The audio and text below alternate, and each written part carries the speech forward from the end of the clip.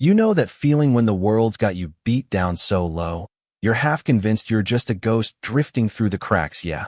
That's where Jake Harlan was at, 17 years old, curled up under a busted tarp in the shadows of Dustville, Ohio, that rusty mill town where the factories coughed out their last breath a decade ago and left folks like him scavenging for scraps.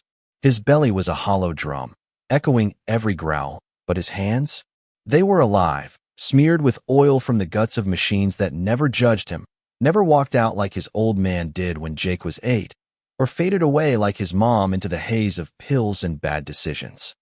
Home wasn't a roof anymore. It was whatever alley promised a whisper of shelter, and that night, with sleet slicing sideways like it had a grudge, Jake spotted her, this 72 Indian chief, slumped against a chain-link fence behind O'Malley's dive bar, her frame twisted from some wreck, carburetor clogged like a liar's throat, and damn if she didn't tug at him, pulling him closer with that quiet plea only a gearhead hears. "Fix me, kid. Make me roar again." He didn't think twice, hell. Thinking was a luxury he couldn't afford. Just dropped his backpack of pilfered wrenches and wire strippers, the kind he'd fished from junkyard graves, and got to work, fingers dancing in the dim glow of a flickering sodium lamp, coaxing life back into her veins one twist at a time. Rain mixed with the grease on his cheeks, but Jake grinned through it, whispering to the engine like it was an old friend spilling secrets. "Come on, girl, you've got more fight than this town ever gave you." And on the third kick, she thundered awake, a deep, belly-rumbling bellow that shook the puddles and rattled the bar's back door. For a split second, Jake felt 10 feet tall, not some forgotten stray dodging cops and stairs. He was the wizard, the one who turned rust to redemption. But then the door banged open, and out stepped Big Iron Malone, president of the Iron Wolves MC, all 6'4" of him wrapped in scarred leather and a beard that could have snagged a chainsaw, his crew fanning out behind like wolves scenting blood. Razor Kane cracking his knuckles with that half-smirk that said he'd seen brawls end before they started, and Ghost Riley hanging back, silent as smoke, eyes sharp enough to cut glass. "Kid," Big Iron growled, boots crunching gravel like he owned the grid underfoot. "That's my ride. You just woke up. What the hell you think you're doing, playing mechanic in my backyard?" Jake froze, heart slamming like a misfired piston, wrench slipping in his grip, but he straightened up slow, meeting that steely gaze, those eyes that had stared down bar fights and badges alike, and blurted, "Wasn't stealing, man. She was dying out here, choking on her own rust. Deserved a second shot, you know? Like us." The wolves exchanged looks, Razor chuckling low, homeless punk with a poet's tongue. This night's full of surprises, while Ghost just nodded once, running a callous thumb along the freshly tuned chain, whistling soft. "Hasn't purred like that since Nam." Big Iron squinted, not mad exactly, more like he was sizing up a wild horse, and Jake's mind raced. This was it. The boot or the breakthrough. After years of folks like Vic Slade, that smug grease monkey at the local shop, sneering, "Get lost. Run ain't no room for strays in my base." Even after Jake fixed Vic's old Ford for free one winter, just to hear a thanks that never came. Turns out, Vic's grudge ran deep. Jake's dad had outbid him on a garage lease years back, leaving Vic scraping by, blaming every loose bolt on that Harlan blood. And now here was the son, rising from the gutter like a bad memory. Big Iron didn't swing. Instead, he jerked his chin toward the bar. "Inside. You eat like you fix, or you explain to my boys why my chief's humming your tune." Jake's legs wobbled as he followed, the pack closing ranks, and for the first time in forever, he wasn't invisible. Eyes stuck to him like burrs, whispers buzzing. Kids got hands like Houdini, and when they shoved a stack of pancakes and bacon his way, steam rising like a truce flag, Jake wolfed it down, afraid it'd vanish like every other kindness. Razor leaned in, voice gravelly with that Midwestern drawl. "Starved half to death. But you tune that beast with toothpicks and hope where'd a street rat learn that?" Jake shrugged, fork pausing midair, the warmth hitting his gut like sunlight after storm. "Nowhere fancy. Machines don't lie, don't leave. They just wait for someone to listen." Big Iron watched from the corner booth, nursing a black coffee, and you could see the wheels turning in his head. That flicker of recognition. He'd lost his brother to the bottle young, clawed his way through empty nights too, building the wolves from bar scraps into this ironclad family of outcasts who rode for each other when blood wouldn't. By dawn, they were rolling out, Jake wedged between chrome beasts on the back of Ghost's spare, wind whipping tears from his eyes not from cold, but from the sheer damn thrill of not riding alone. Word spread through Dustville like exhaust fumes. The wolves had scooped up the Harlan Ghost, patched him tentative-like, and Jake dove in head first, bunked in the clubhouse loft that smelled of leather and last night's regrets, hands buried in engines from sunup, proving his salt with every seized piston he freed. But belonging? Man, it weighed heavier than the chain around his neck. This mix of fire and fear bubbling in his chest. What if he slipped? What if they saw the cracks? The kid who still woke sweating from dreams of empty alleys? The wolves tested him gentle at first. Oil changes on Razor's hog, a quick valve job that had the old man hooting. Boy, you just made my girl purr like she did on our honeymoon. Laughter rolling easy, not mocking, pulling Jake into the rhythm of it. Stories swapped over beers about runs gone wrong and brothers lost to the twisties. Ghost took him under wing quiet-like, sharing smokes by the fire pit, murmuring, "Road don't care about your zip code. Jake, it tests your spine." And for a heartbeat, Jake believed it, felt the loneliness ebb like a receding tide. But Vic Slade?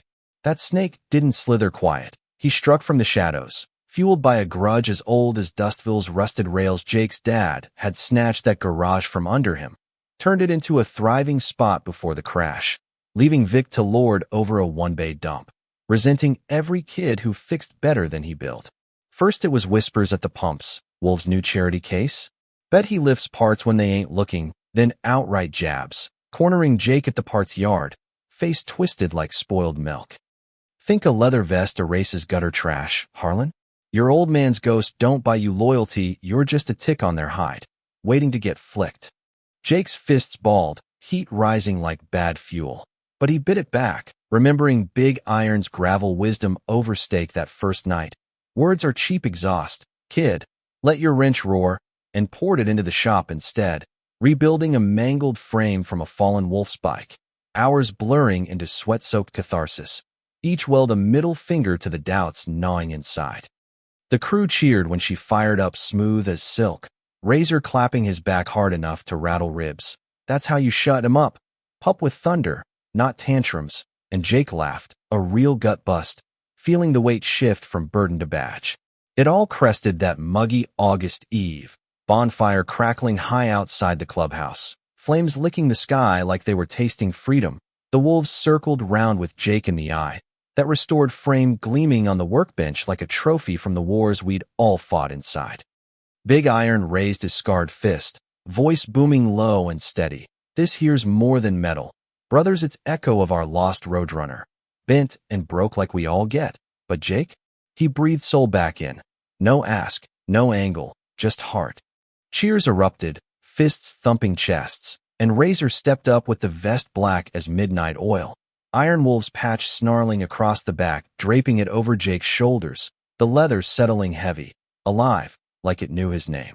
Jake's throat tightened, eyes stinging as the roar hit 81 voices chanting, "Brother! Brother!" And in that blaze-lit chaos, Vic Slade rolled up uninvited, truck headlights cutting the dark like accusatory knives, spilling out with that weasel grin, bottle in hand. "Look at this circus patching up strays now, Malone. Kid's a curse. Mark my words. Harlan's always drag good men down, steal what's yours when you ain't watching." The air went electric, wolves tensing like coiled springs, but Jake stepped forward, vest still warm from the fire, voice steady for the first time in his life. "Steal? Vic, I fixed your rust bucket Ford last winter. No charge. While you called me trash, that's on you. Man, not blood." Vic lunged, spit flying. "Liar. Your kind always takes garage from me. Now wolves from their pack." But Razor was there in a blur, arm like a vice on Vic's collar, growling close. "Touch him, Slade, and you'll choke on your own lies. We've seen your game, shaking down widows for toes, blaming ghosts for your empty base." Big Iron just stared, unblinking, and Vic wilted, muttering curses as he backed to his truck, taillights fading into the night like a bad dream slinking away. The wolves howled victory, engines revving in salute, and Jake rode out that night on the chief, wind tearing at his new skin, heart pounding not with fear, but fire-free. Finally, the road unspooling endless under his wheels, brothers flanking like guardians. Weeks blurred into miles, Dustville shifting round Jake like it was waking up two folks who'd stepped over him now nodding at the light. Kids hollering "Wolf Boy" from porches, even old Mrs. Keller slipping him pie with a wink. Knew you had spark, son, don't let the Slades dim it. But here's the rub, the part that keeps me up some nights even now. Vest hung heavy in the closet. Was it real, that belonging, or just a flare in the dark, waiting for the next storm to snuff it? Vic's still out there, whispering poison in council ears about biker trash ruining property values. And yeah, the wolves ride fierce, but what if one wrong rev, one badge flashing blue, pulls it all apart? Jake back to shadows, proving the cynics right? Hell, maybe that's the hook of it all. In towns like Dustville, where HOAs clutch pearls over handlebars and grudges fester like oil leaks, does a stray ever truly collar the pack? Or does the pack just borrow him till the howl fades?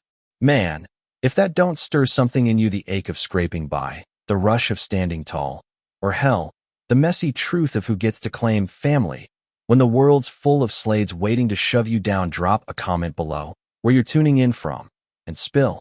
Ever fixed something broken that fixed you right back? Or seen a Vic get his due and wonder if justice rides solo? Hit like if Jake's roar hit home. Subscribe for more raw rides through the grit. Your stories fuel the tank, brothers and sisters. Let's keep the engines honest.